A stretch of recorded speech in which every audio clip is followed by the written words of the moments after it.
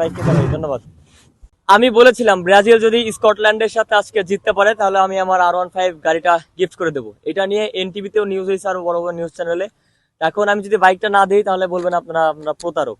ওই বাইকটা আমার আসলেই আজকে দিয়ে দেওয়া লাগতেছে, যার জন্য দেখতে পারতেছেন আমি হচ্ছে বাইকে ফুল টুল দিয়ে সাজায় রাখছি। যাকে দিব সে হচ্ছে আমার যেহেতু আইডিতে ভিডিওটা করছিলাম, চলে আসো, আইডিটা ভিডিওটা পোস্ট করছিলাম, ওই ভিডিওতে অনেকে কমেন্ট করেছিল।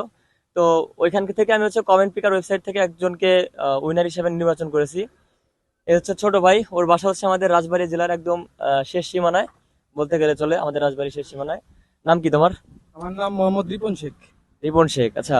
ও হচ্ছে আমাকে একটা কমেন্ট করছিল যে ভাই, কি করছিল কমেন্ট? কমেন্ট করছিলাম যে গাড়ি না বাল দিবানে বিল্লালের মতো প্রতারণা করতেছো।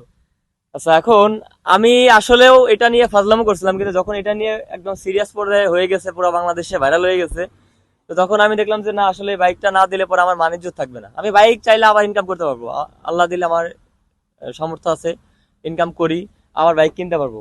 এখন এমনও হইতে পারে এই বাইকের ভিডিও থেকে আমি আরেকটা বাইক কিনতে পারি, কি? কিন্তু ওকে আমি বলছি যে ভাই তুমি আসো, তুমি উইনার হয়েছো, বিশ্বাস করে না। ও ভাবছে যে আমি বাটপারি করতেছি।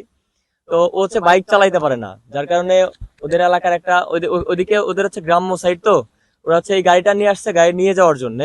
আমি সবকিছু রেডি করে রাখছি গাড়িটা দিয়ে দেওয়ার জন্য। তাই বলো, তোমার অনুভূতিটা বলো ভাই।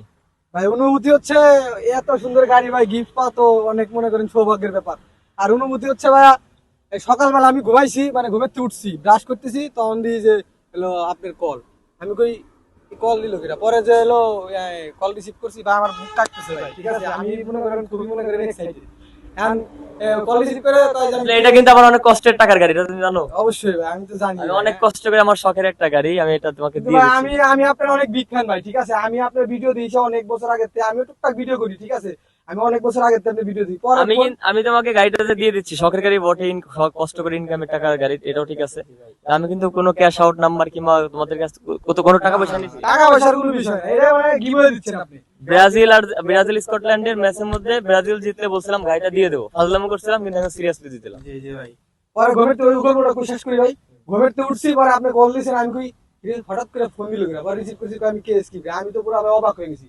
পরে আমি তো মনে করছি, আমি তো একটা ভাই কমেন্ট করছিলাম আসলে যে আমি মনে করি ভাই গাড়িটা পাই গেছি মনে হয়। আমার তো ভাই বিশ্বাস হচ্ছে না ভাই। ভাই আমি পুরো মনে করেন ভাই এক্সাইটেড ভাই, আমার যে ভাই ভিতর থেকে কান্না চলে এসেছে ভাই আমার এখন।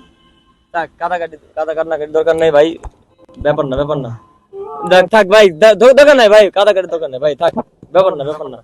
আচ্ছা, আমরা হচ্ছে যেহেতু ভিডিও আমরা প্লে করছি, গাড়িটা দিয়ে দেবো আমরা, যেহেতু ব্রাজিল স্কটল্যান্ডের ম্যাচে বাইকের উইনার রিপন ভাই। তো বাইকটা দরকার নেই ভাই, কাদার দরকার নাই, গাড়িটা আমরা দিয়ে দিব আপনাদের সামনেই, গাড়ি নিয়ে চলে যাবে। তো ইনশাল্লাহ যদি আবার কপালে থাকে আবার আমরা বাইকটা কিন্তু উঠাই দাও, বাইকটা উঠাই দাও সবাই। কে যা ফলাইছে, মানে আমার এত কষ্টের বাইক, উঠাই দাও গাড়ি উঠাই দাও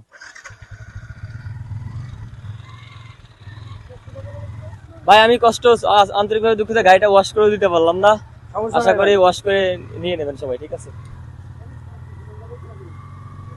উঠাই দাও ভাই আস্তে উঠাও ভাই, গাড়ি জানি কিছু না হয় ভাই। উঠাই দাও উঠে মাথা ওই পাশে দাও আর পিছনের পাশে দাও ভাই, আস্তে চালাই দেন, অনেক কষ্টের শখের গাড়ি তো।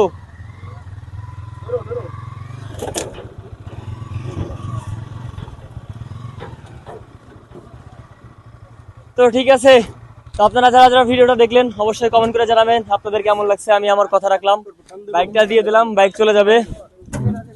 আসলে আমার অনেক কষ্ট লাগতেছে, খারাপও লাগতেছে যে আসলে এত শখের একটা বাইকটা আমার আসলে হাতছাড়া হয়ে যাবে। মজার ছলে এটা আসলে ভাবতে পারি নাই। তো সবাই আমার জন্য দোয়া করবেন যেন আরেকটা বাইক কিনতে পারি। ধন্যবাদ।